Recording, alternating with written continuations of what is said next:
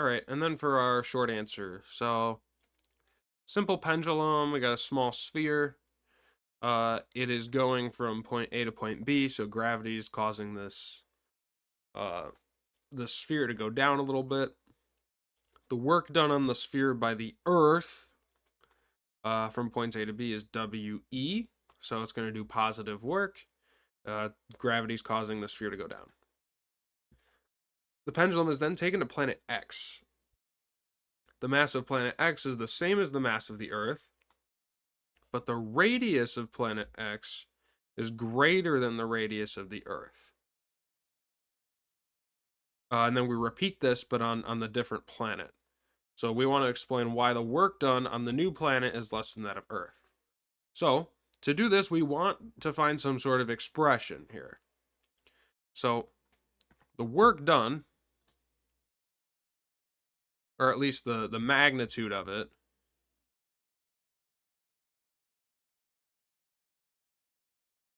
is going to be mgh. Because the work done is the change in the energy of the system at that point, because it's the gravitational force acting a distance h. Cool. So W on Earth is equal to m times h times g on Earth, and W on planet X is going to be m times h times g on planet X. And I grouped it weirdly because g is the only thing that's changing between them. So this is tricky. You can derive this from Newton's law of gravitation, but this comes up enough that I suggest that my students just know this result. But if you set the net force on an object equal to the gravitational force,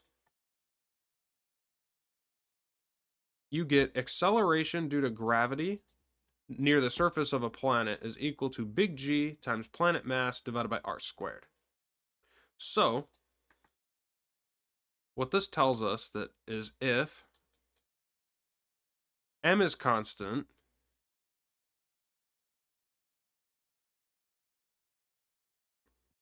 but r increases, that means that G on planet X is less than G on Earth. So here's how we justify why the work done is less. So since work done is proportional to G, and G on Earth, and G on planet X is less than G on Earth, this means that the work done by gravity on planet X is also less than the work done on planet Earth. So I do believe you had to do some sort of a justification as to why the G is changing. So I'm not sure if you needed this expression, but I think you probably did. A new pendulum is made by hanging the same small sphere from a different spring with negligible mass. The string is slightly elastic, and the length of the string may increase or decrease depending on the tension applied. Same displaced. The pendulum oscillates with a period TE. If the new pendulum is taken to a different planet, planet Y, radius is the same, but the mass is larger. So let's just stop right there. So G is once again equal to big G times mass of the planet divided by r squared. We're given that the radius of planet Y is equal to the radius of planet Earth, but the mass of planet Y is greater than the mass of the Earth. So that means that G on planet Y is greater than G of planet Earth. So that's clearly why they gave us that info. So now we know how the G's compare. In a clear paragraph length response that may also contain drawings, explain why TY could be larger than TE, or it could also be smaller. So why might the oscillation period be longer and why might it be smaller? So, again, if we're doing these justifications, we want some sort of expression for this. So, period of a pendulum from the equation sheet, 2 pi square root L over G. So there's two things that can affect it. It's L and G.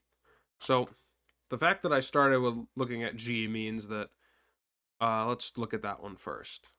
So since T is proportional to 1 over square root G, and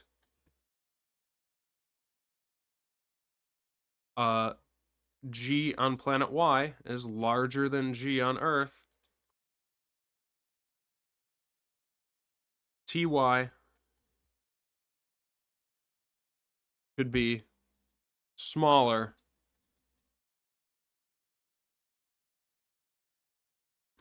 than T Earth, because T decreases as G increases. But now we have to deal with the other case. So why might it also be larger? So could be smaller. Well, we're also given this weird piece of info that the cord is slightly elastic and might extend a little bit. So this is Earth. So maybe on Earth, hanging the sphere causes it to extend a distance d Earth. But maybe on planet Y, since G is greater, it might cause it to extend a greater distance due to Hooke's law. If there's more force on it, it's going to extend more. So this would be D on planet Y. So once again, since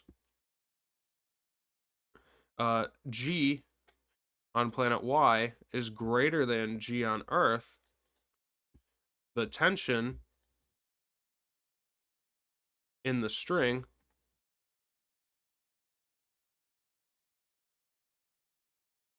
will increase,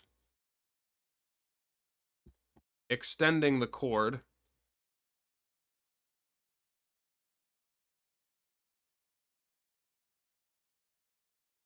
further. And then, since T is proportional to square root L,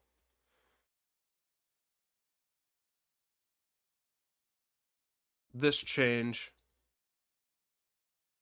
may cause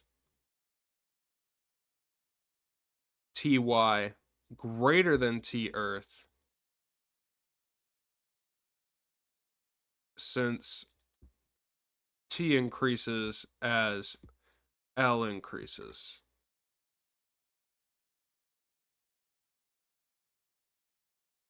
So I think this was tricky.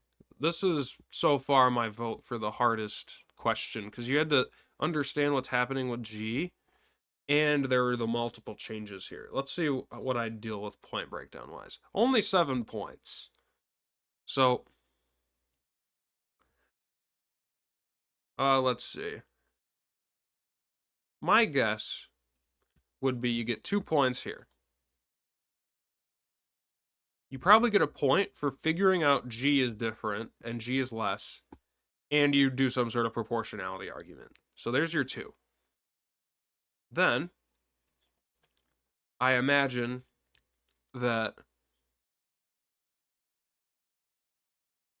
it splits here, that this is either going to be